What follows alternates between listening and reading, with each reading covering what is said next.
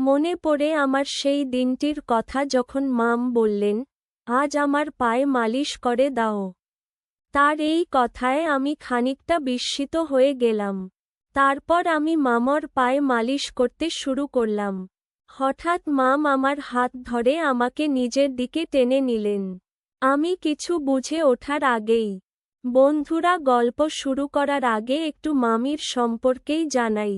আমার মামির বয়স ৩৫ বছর এবং তিনি খুবই সুন্দর। তার সৌন্দর্য সবাই মুগ্ধ হয়ে যেত। আমি তার বাড়িতে কাজ করতে যেতাম এবং তিনি প্রতিদিন আমার কাছে পায়ের মালিশ করাতেন। আমি চুপচাপ মাথা নিচু করে মালিশ করে যেতাম। একদিন যখন আমি মামার বাড়িতে গেলাম তখন আমি দরজা নক করতে লাগলাম। অল্প সময়ের মধ্যে একটি মিষ্টি আওয়াজ শুনতে পেলাম, ১ মিনিট আসছি। দরজা খোলার পরে যখন আমি মামিকে দেখলাম মনে হলো যেন স্বর্গ থেকে কেউ নেমে এসেছে। তার রূপ উজ্জ্বল ত্বক এবং চকচকে চোখ ছিল অসাধারণ। আমি তাকে দেখে কিছুক্ষণ অবাক হয়ে রইলাম।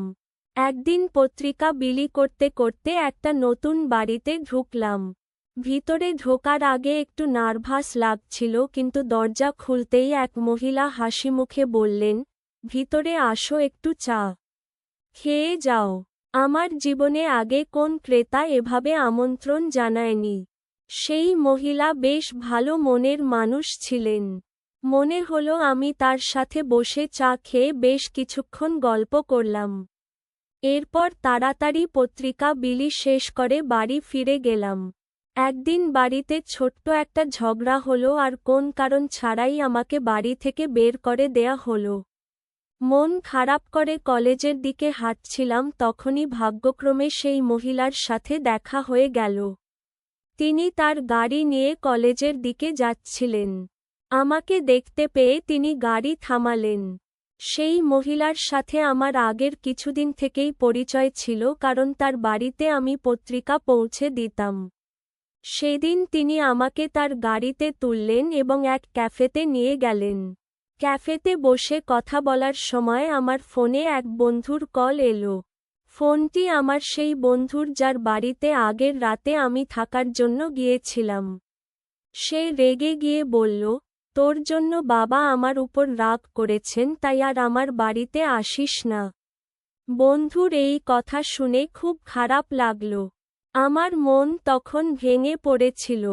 ভাবছিলাম দিনটা যেভাবেই হোক কাটিয়ে দিতে পারব কিন্তু রাতে থাকার জন্য তো একটা জায়গা চাই। চিন্তিত মুখ দেখে ওই মহিলা যাকে আমি মামি বলে ডাকতাম তিনি জিজ্ঞেস করলেন, কি হয়েছে? তোমার মন এত খারাপ কেন? কোন সমস্যা হয়েছে কি? তার কথাগুলো শুনে মনে হলো আমি আমার কষ্টগুলো শেয়ার করতে পারি। তাই সব কথা তাকে খুলে বললাম। তিনি আমার কথা শুনে মৃদু হেসে বললেন, জানো আমি অনেকদিন ধরেই একজন সাহায্যকারী খুঁজছিলাম। আমার বাড়িটা বড় আর আমি একা সবকিছু সামলাতে পারি না।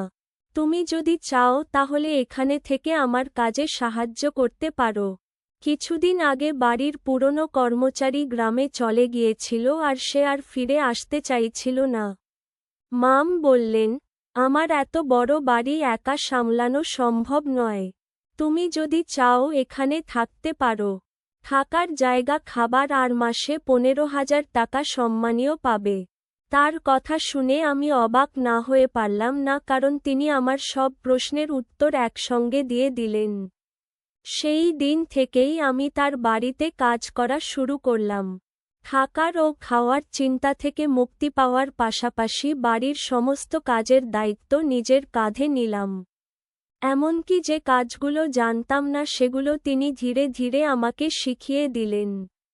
একদিন দুপুরে আমি নিজের ঘরে বসে বিশ্রাম নিচ্ছিলাম তখন তিনি আমাকে ডাকলেন।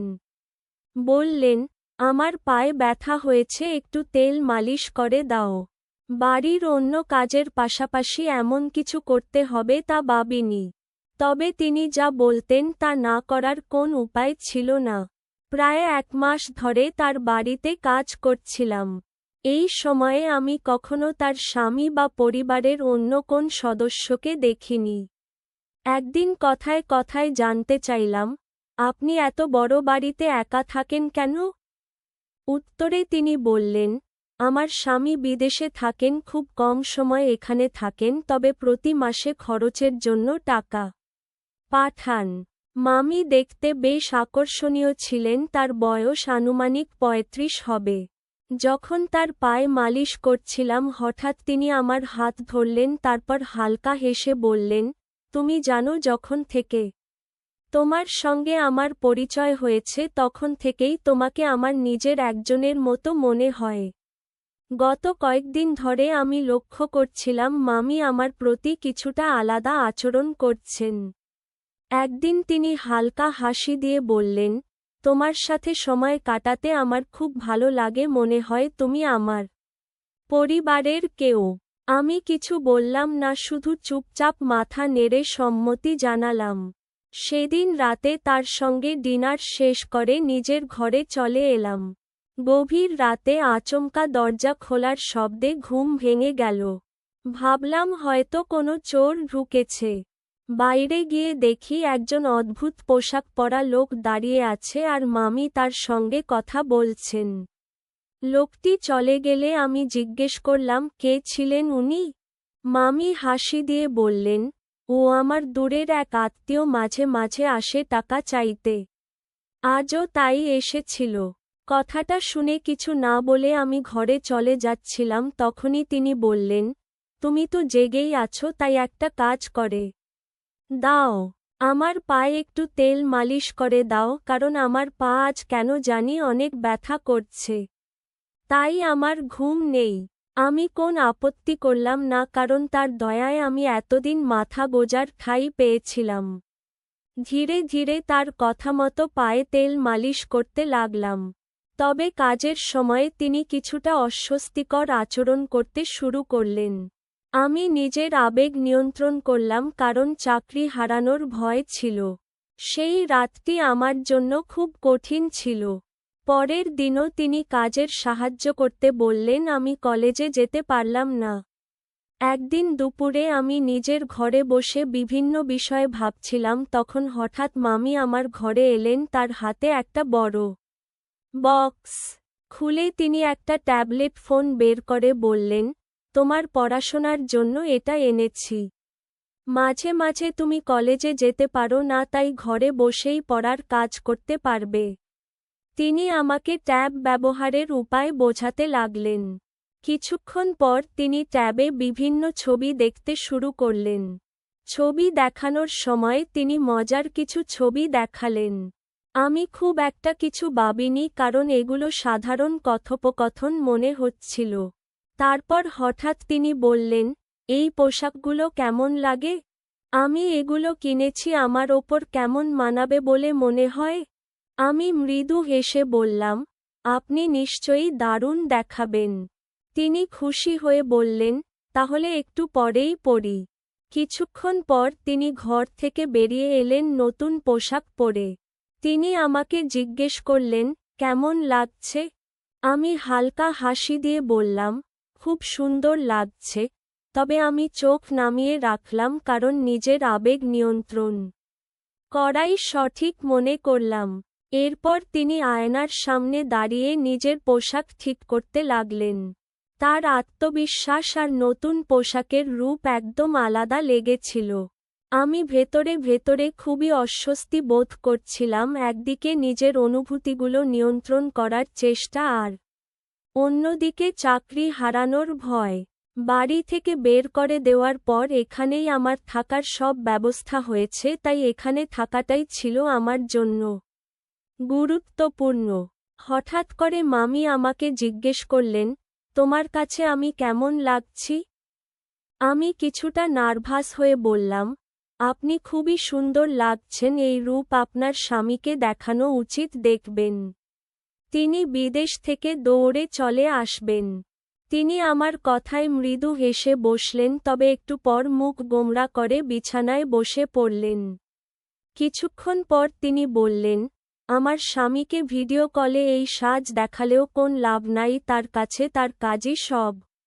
আমি শান্তভাবে বললাম, আপনি খুবই আকর্ষণীয় একজন মানুষ, তবে আপনার স্বামী হয়তো কাজ নিয়ে বেশি ব্যস্ত। তিনি মৃদু হাসি দিয়ে বললেন, আমার বয়স এখন ৩৫, তবুও তিনি কখনো পরিবার নিয়ে ভাবেননি। আমি এখন একাই জীবনযাপন অভ্যস্ত, তবে মাঝে মাঝে মনে হয় জীবনে একজন সঙ্গীর প্রয়োজন। তার কথাগুলো শোনার পর আমি আর কোনো কথা বললাম না। মনে হলো তিনি তার মনের কষ্টগুলো ভাগ করে নিচ্ছেন। মামি মৃদু কণ্ঠে বললেন, যদি আমার স্বামী আমাকে সত্যিই বুঝতেন তবে আজ এই দিন দেখতে হতো না। আমি কারো সমর্থনের জন্য এভাবে অপেক্ষা করতাম না। তার চোখে জল এসে গেল। এরপর বললেন, তোমাকে দেখে আমার বিশ্বাস হয় তুমি কখনো আমাকে হতাশ করবে না। আমি বুঝতে পারছিলাম তিনি হয়তো ধীরে ধীরে নিজের একাকিত্বের কথা শেয়ার করছেন। তিনি সামনের চেয়ারে আধো পোশাকে বসে রইলেন। আমি অস্বস্তি বোধ করছিলাম এবং নিজেকে সামলাতে সেই ঘর থেকে বেরিয়ে এলাম। বুঝতে পারছিলাম সেখানে থাকলে নিজের উপর নিয়ন্ত্রণ রাখা কঠিন হয়ে যাবে। রাতে রান্নাঘরে যখন আমি রাতের খাবার প্রস্তুত করছিলাম তখন হঠাৎ তিনি রান্নাঘরে এলেন। আমি গরম দুধ আগে থেকেই তৈরি করে রেখেছিলাম। তিনি দুধের পাত্রটি তুলে নিচে রাখছিলেন, কিন্তু অসাবধানতাবশত সেই গরম দুধ আমার পায়ের উপর পড়ে গেল। পা জ্বলে যাওয়ায় আমি যন্ত্রণায় চিৎকার করতে লাগলাম। মাম দ্রুত আমাকে তার ঘরে নিয়ে গেলেন এবং কুলিং ক্রিম দিয়ে আমার পায়ে মালিশ করতে শুরু করলেন। আমি ততক্ষণে সাধারণ প্যান্ট পরা অবস্থায় তার সামনে শুয়েছিলাম, কিন্তু আমার সমস্ত মনোযোগ ছিল পায়ের ব্যথার উপর। পায়ের ব্যথায় অনেক কষ্ট পাচ্ছিলাম। তিনি অনুশোচনায় ভেঙে পড়ে বললেন, তোমার এমন কষ্টের জন্য আমি দায়ী। আমি আসলেই ভুল করেছি, নিজেকে ক্ষমা করতে পারছি না। তার কথাগুলো শুনে আমি তাকে শান্ত করার চেষ্টা করলাম, কারণ তার চোখে অনুশোচনা স্পষ্ট ছিল। মাম হঠাৎ নিজেকে দোষারোপ করতে লাগলেন এবং নিজের হাত দিয়ে নিজের গালে চড় মারতে শুরু করলেন। এই দৃশ্য দেখে আমি হতবাক হয়ে গেলাম। তখন আমি তার হাত ধরে থামালাম এবং বললাম, আপনার কোনো দোষ নেই, যা হওয়ার ছিল তা হয়ে গেছে। আমরা অতীত বদলাতে পারব না, এখন নিজেকে দোষ দেওয়া বন্ধ করুন। তার চোখ দিয়ে জল গড়িয়ে পড়ছিল। এগিয়ে গিয়ে তার চোখের জল মুছে দিলাম, কিন্তু হঠাৎ তিনি আমার আহত পায়ে হাত রাখলেন আর আমার মুখ দিয়ে যন্ত্রণার শব্দ বেরিয়ে গেল। তিনি সঙ্গে সঙ্গে সরে গেলেন। আমি একজন ২০ বছরের তরুণ আর তিনি ৩৫ বছরের একজন পরিপক্ক নারী। এমন পরিস্থিতি আমি কল্পনাও করিনি।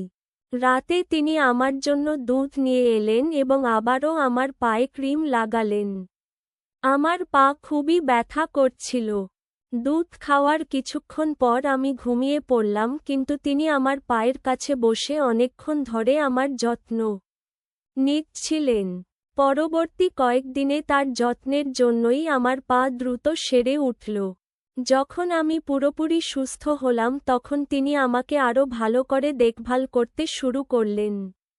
প্রতি রাতেই দুধ খাওয়ার ব্যবস্থা করতেন এবং সবসময় আমার ভালো থাকার জন্য চিন্তিত থাকতেন। একদিন সন্ধ্যায় তিনি আমাকে তার ঘরে ডাকলেন। আমি ঘরে ঢুকে দেখলাম তিনি শুধু একটি তোয়ালে জড়িয়ে আছেন। এই দৃশ্য দেখে আমি খানিকটা অস্বস্তিতে পড়েও গেলাম, কারণ আমি তাকে অনেক সম্মান করতাম। তিনি আমার আশ্রয়দাতা। তিনি তার বিছানার উপর রাখা শাড়িগুলোর দিকে ইঙ্গিত করে বললেন, আজ আমি তোমার পছন্দের একটি শাড়ি পরব, একটু বাইরে যেতে চাই, তাই তুমি যেটা বলবে সেটাই পরব। শাড়িগুলোর মধ্যে থেকে একটি বেছে দিয়ে বললাম, এটি আপনার জন্য একদম মানানসই হবে আজ। মামির আচরণ খুবই আলাদা ছিল, মনে হচ্ছিল তিনি হয়তো প্রথমবার সাদা সালোয়ার কামিজ পরেছেন।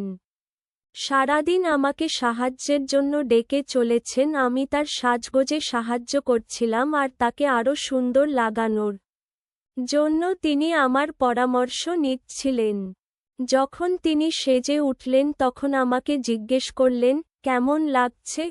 আমি বললাম, আপনাকে সবসময় সুন্দর লাগে, আজও অসাধারণ দেখাচ্ছে। এই কথা শুনে তিনি আনন্দে আমাকে জড়িয়ে ধরলেন। তারপর তিনি তার ফোন বের করে আমাদের দুজনের কয়েকটি ছবি তুলে নিলেন। আমি কিছুটা অবাক হয়ে ভাবছিলাম, মাম হঠাৎ এসব কেন করছেন? তখন আমি তাকে বললাম, মাম, আমি মাত্র 20 বছর বয়সী, আপনি আমার সঙ্গে যা করছেন তা নিয়ে একটু ভাবা উচিত। এই কথা শুনে মাম কিছুটা রেগে গেলেন এবং বললেন, তুমি এত কথা কেন বলছো? আজকের দিনটি আমার জন্য খুবই গুরুত্বপূর্ণ, কারণ আজ আমার জন্মদিন। আমি চেয়েছি এই দিনটি তোমার সঙ্গে উদযাপন করব, এখন আর কোনো প্রশ্ন করবে না। এরপর তিনি আমাকে তার ঘরে নিয়ে গেলেন। ঘরে গিয়ে তিনি মিউজিক চালালেন এবং আমাকে তার সঙ্গে নাচতে বললেন। নাচের সময় হঠাৎ আমার পা ফসকে গেল এবং আমি মেঝেতে পড়ে গেলাম। আমার হাতেও ব্যথা পেলাম। তিনি আমাকে তৎক্ষণাৎ বিছানায় শুইয়ে দিয়ে আমার হাতে মালিশ শুরু করলেন, কিন্তু মালিশ করতে করতে তার আচরণ কিছুটা অদ্ভুত হতে লাগল। আমি পরিস্থিতি বুঝে নীরব থাকলাম এবং তার সাহায্য নিতে থাকলাম। কিছুক্ষণ পর আমি চোখ বন্ধ করলাম, কিন্তু ঘুম আসছিল না। তখন হঠাৎ দেখি মাম একটি গ্লাসে দুধ নিয়ে ঘরে ঢুকলেন। তিনি গ্লাসটি নিজের হাতে ধরে আমাকে খাওয়ালেন। রাতে মাম আমার পায়ের ব্যান্ডেজ খুলে দেখলেন। তিনি জানতে চেয়েছিলেন যে আমার পায়ের জখম কতটা ভালো হয়েছে। পায়ে হাত বুলিয়ে বললেন, এখন তোমার পা আগের চেয়ে ভালো আছে, তবে পুরোপুরি সেরে উঠতে আরও কিছুটা সময় লাগবে। তিনি স্নেহভরে আমার হাত এবং পায়ে হাত বুলাচ্ছিলেন। তার এই আচরণে আমি কিছুটা অপ্রস্তুত বোধ করছিলাম। পরের দিন সকালে যখন ঘুম থেকে উঠলাম, তখন নিজেকে মামির ঘরের বিছানায় দেখতে পেলাম। আমি স্নান করার জন্য বাথরুমে গেলাম এবং আয়নায় নিজের গলা ও মুখে কিছু অদ্ভুত দাগ দেখতে পেলাম। আমি ভাবতে লাগলাম, এটি কিভাবে হলো? হয়তো আমার অসাবধানতার জন্য এমন হয়েছে। এরপর থেকে মাম প্রায়ই আমাকে তার ঘরে ডেকে নিয়ে যেতেন। তিনি আমাকে নানান বিষয়ে পরামর্শ দিতেন, কখনো গল্প করতেন, আবার কখনো মজার হিন্দি মুভি দেখাতেন। মাঝে মাঝে রাতে আমার জন্য গরম দুধ নিয়ে আসতেন এবং স্নেহভরে খাওয়াতেন। তিনি আমার পরিবারের লোকেদের মতো আমার অনেক যত্ন নিতেন, আর এখন তো আমার সেই পরিবারও আমার খোঁজ নেন না, তাই এখন মাম আমার কাছেই সব। আমি গত 2 মাস ধরে বাড়ি থেকে দূরে আছি, আমার পরিবার আমাকে খোঁজেনি, এটা ভেবে মন খারাপ হচ্ছিল। তবে মাম আমাকে যত্ন করেছেন, যা আমার মনে শান্তি দিয়েছে। একদিন মাম আমাকে তার পুরনো ফটো অ্যালবাম দেখালেন, সেই তার জীবনের অনেক স্মৃতি ছিল। তিনি বললেন, জীবনের সবসময় দুঃখ থাকলেও এগিয়ে যেতে হয়। তার এই কথাগুলো আমাকে অনুপ্রাণিত করল। সেই দিন থেকে আমি নিজেকে নতুনভাবে গুছিয়ে নেওয়ার সিদ্ধান্ত নিলাম। মাম আমার পাশে ছিলেন এবং তার স্নেহ ও যত্ন আমাকে নতুন পথ খুঁজে পেতে সাহায্য করল। রাত গভীর হয়ে গিয়েছিল, আমি আমার হাতের ব্যথা নিয়ে প্রতিদিনের মতো পাশের ঘরে গেলাম। ঘরে ঢুকেই চোখ পড়ল একটি ছোট আকর্ষণীয় পোশাকের উপর। আমি বললাম, তুমি যদি এই পোশাকটি পরো তাহলে খুব সুন্দর লাগবে। সে আমার কথা শুনে হালকা হাসল আর কয়েক মুহূর্ত পরে সেই পোশাকটি পরেই আমার সামনে এলো। তাকে দেখে একেবারে মোহিত হয়ে গেলাম। এরপর সে প্রতিদিনের মতো দুধের গ্লাস নিয়ে আমার সামনে এলো। আমি গ্লাসটি হাতে নিয়ে পান করলাম, কারণ আমি অসুস্থতার কারণে দিন দিন দুর্বল হয়ে যাচ্ছিলাম। তাই মাম আমার বিশেষ দেখভাল করছিল। আমার শরীর ক্লান্ত থাকায় কিছুক্ষণ পর ঘুম এসে গেল। হঠাৎ ঘুম ভেঙে অনুভব করলাম কেউ যেন আমার খুব কাছে। চোখ মেলতেই দেখি আমি তার পাশে শুয়ে আছি। আমি চুপচাপ ছিলাম, কারণ সেই মুহূর্তে কিছু বলার মতো অবস্থায় ছিলাম না। চারপাশে এক অদ্ভুত নীরবতা। কিছুক্ষণ পরে আবার ঘুমিয়ে পড়লাম। ভোরবেলা ঘুম ভাঙতেই বুঝতে পারলাম আমার হাত আর পা ঠিক নেই। আমার হাত প্লাস্টারে বাঁধা, একটি চোখে ব্যান্ডেজ আর পা ঠিকমতো নড়ছে না। নিজেকে হুইলচেয়ারে আবিষ্কার করলাম। হঠাৎ লক্ষ্য করলাম একজন মহিলা আমাকে রাস্তায় নিয়ে ঘুরছে। সে পথচারীদের কাছে সাহায্য চাইতে শুরু করল। মহিলাটি বলে উঠল, আমার স্বামী অন্ধ এবং পঙ্গু, দয়া করে কিছু সাহায্য করুন। ঠিক তখনই আমার ভাই সেখানে উপস্থিত হল। তার চোখে আমাকে দেখে স্পষ্ট অবাক হওয়া ফুটে উঠল। ভাইটি মহিলাটির কথাগুলো শোনার পর রাগান্বিত হয়ে তার দিকে এগিয়ে গেল। সে কিভাবে এই অবস্থায় আমাকে নিয়ে এসেছে তা জানতে চাইতে শুরু করল। একদিন সকালে আমি হঠাৎ ঘুম থেকে উঠে বুঝতে পারলাম কিছু একটা অস্বাভাবিক। রাতের ঘটনাগুলো ধীরে ধীরে স্মৃতিতে ফিরছিল। আমি আমার বড় ভাইকে সবকিছু জানালাম এবং তাকে নিয়ে পাশের বাড়ির মামার কাছে গেলাম। বাড়ির কলিং বেল বাজাতেই মাম দরজা খুললেন। তার মুখে অস্বস্তি স্পষ্ট। তিনি বললেন, তুমি এত সকালে এখানে কেন? আমি শান্তভাবে বললাম, আপনি আমাকে যে দুধটি প্রতিদিন দিতেন তাতে কিছু একটা ছিল। আপনি হয়তো ভুল ভেবেছিলেন যে আমি সেটা বুঝতে পারিনি, তবে আমি সবকিছু জানি। মামের চেহারায় আতঙ্ক ফুঁকে উঠল। আমি বললাম, আপনি যে প্রতিদিন দুধে অদ্ভুত ওষুধ মিশিয়ে আমাকে খাওয়াচ্ছিলেন সেটা আমি আগেই বুঝে গিয়েছিলাম। আমি তখন থেকেই দুধ পরীক্ষা করতে শুরু করি এবং একদিন দেখি আপনি কিভাবে ওষুধ মিশিয়ে দিচ্ছেন।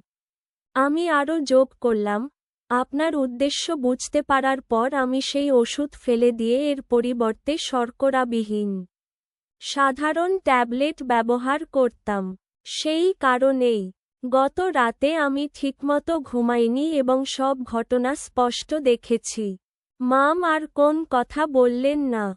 আমি আমার ভাইয়ের সাহায্যে পুরো বিষয়টি পরিষ্কার করলাম।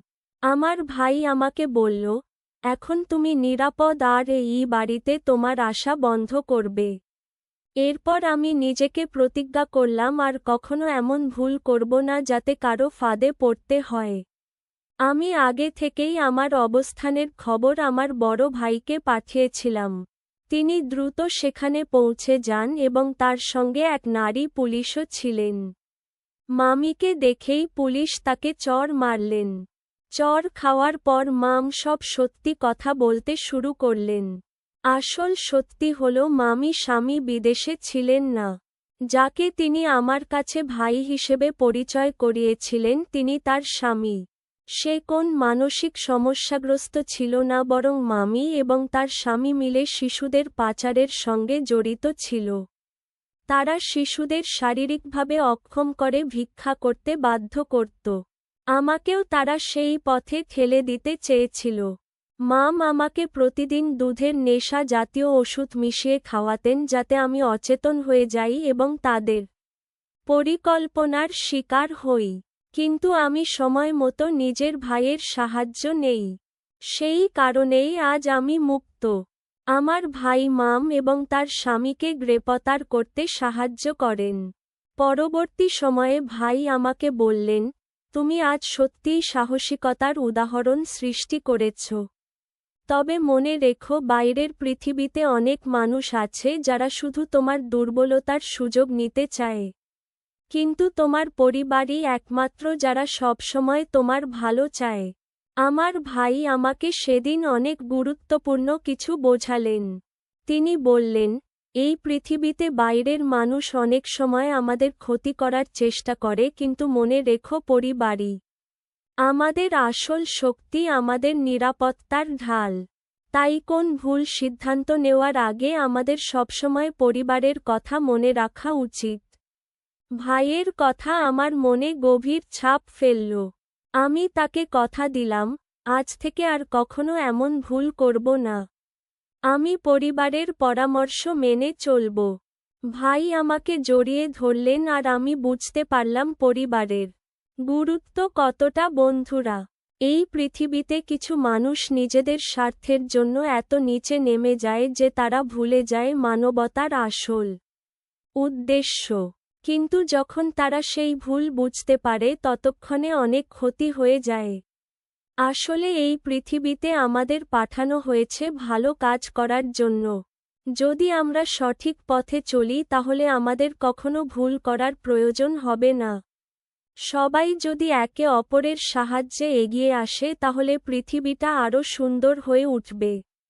এই গল্প আমাদের জানায় কিছু মানুষ লোভের জন্য এত নিচে নেমে যায় যে তারা অন্যদের জীবন ধ্বংস করতেও পিছপা হয় না। গল্পের মাম এবং তার স্বামী শিশু পাচার এবং শারীরিক অক্ষমতার মতো নিষ্ঠুর কাজ করত। এটি আমাদের মনে করিয়ে দেয় যে সতর্ক না হলে আমরাও এমন ফাঁদে পড়তে পারি। গল্পের শেষাংশ আমাদের মনে করিয়ে দেয় আমরা এই পৃথিবীতে এসেছি ভালো কাজ করার জন্য। পরোপকার এবং ন্যায়পথে চললে আমাদের জীবনে কখনো ভুল করার প্রয়োজন পড়ে না। একে অপরকে সাহায্য করলে সমাজ সুন্দর হয়, তাই মানবিক মূল্যবোধ বজায় রাখা প্রয়োজন। গল্পের প্রধান চরিত্র নিজের ভুলগুলো থেকে শিক্ষা নিয়েছে। সে প্রতিজ্ঞা করেছে যে ভবিষ্যতে পরিবারের পরামর্শ ছাড়া এমন কোন সিদ্ধান্ত নেবে না যা বিপদ ডেকে আনতে পারে। এটি দেখায় যে প্রতিটি ভুল আমাদের জীবনে একটি বড় শিক্ষা দেয়। এই শিক্ষা গ্রহণ করে ভবিষ্যতে আরও সতর্ক হওয়া উচিত। এই গল্পটি আমাদের জীবনে সতর্ক থাকার গুরুত্ব, পরিবারের প্রতি আস্থা, সাহসিকতার মূল্য এবং ন্যায়ের পথে চলার প্রেরণা দেয়। এটি আমাদের জানায় যে আমরা যতই কঠিন পরিস্থিতির মধ্যে থাকি, বুদ্ধি, ধৈর্য এবং সঠিক পরিকল্পনার মাধ্যমে তা অতিক্রম করা সম্ভব। পাশাপাশি মানবিক গুণাবলী চর্চা করে এবং অন্যায়ের বিরুদ্ধে রুখে দাঁড়িয়ে সমাজে ইতিবাচক পরিবর্তন আনা যায়। গল্পটা কেমন লাগলো জানাতে ভুলবেন না। আরও মজার রোমান্টিক গল্প শুনতে চাইলে ভিডিওটি লাইক, শেয়ার এবং চ্যানেলটি সাবস্ক্রাইব করতে এবং বেল আইকনটি ক্লিক করতে ভুলবেন না। ধন্যবাদ।